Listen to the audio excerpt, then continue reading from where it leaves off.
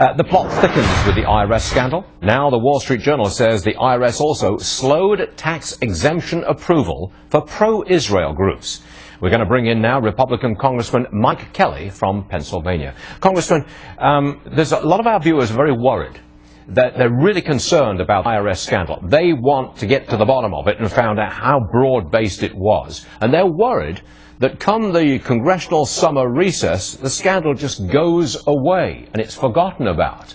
You going to let that happen? Well, no, that's not going to happen, Stuart. And as you know, there's committees of jurisdiction that will look into this, and we're going to be conducting more hearings and more investigations as time goes forward. Listen, the American people have the right to know, and we have the responsibility to find out for them. And if we don't have the stomach and the backbone to do it, then we shouldn't have run for office. This is not a political agenda on my part or on the part of anybody else I've talked to in Congress. This is something of an IRS that's run wild. It wasn't these couple of rookies out in Cincinnati. This one, we know, comes much closer to home. And this gets to the point that it's not just chilling anymore.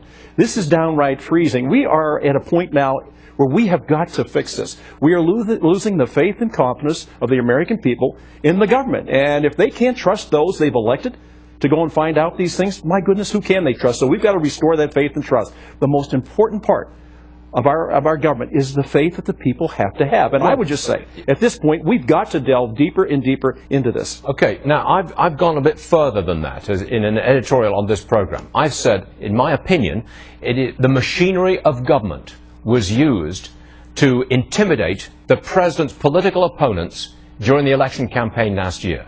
And it wasn't just the IRS, it was a broad-based machinery of government running from the EPA to the IRS to disaster relief funds. Now, I've broadened it out. I've said the machinery of government was used against the president's opponents. Have I gone too far?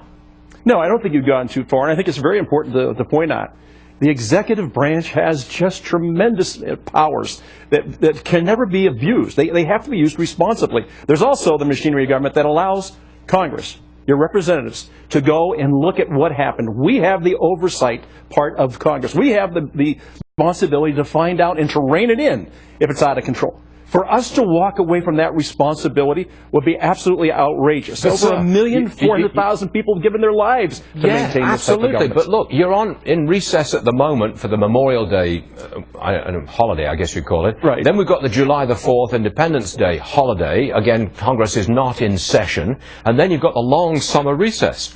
I mean, this whole thing could disappear because you guys are out of town.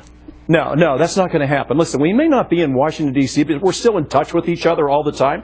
I talk with Chairman Camp, keeps in touch with us. The leader keeps in touch with us, Mr. Cantor, and also the Speaker keeps in touch with us. Listen, we're no farther away than a couple hours from getting back to doing what the people elected us to do. And my goodness, if we can't walk and chew gum, then we shouldn't be there. These are not hard things to do. Get to the bottom of it. The people deserve it. You know, the good doctor just made some good points. The American people need to stop asking for a good government. They need to start demanding that they get the government that they deserve. And I would just tell you that that's what we're committed to. I am totally committed to that. We're not going to get off message. We're not going to get away from what's important. The facts will lead us to what happened here, and we have to find a way to rein this in. I don't care how much time it takes. I don't care what we have to do, personal sacrifice. It has to be done. It has to be done now. If not now, if not by us, then when are we going to do it, and who's going to do it? It fell now. We have to do it. Representative Mike Kelly, Republican, Pennsylvania. Thanks for joining us, sir. We do appreciate it. Thank you. Thanks, Stuart.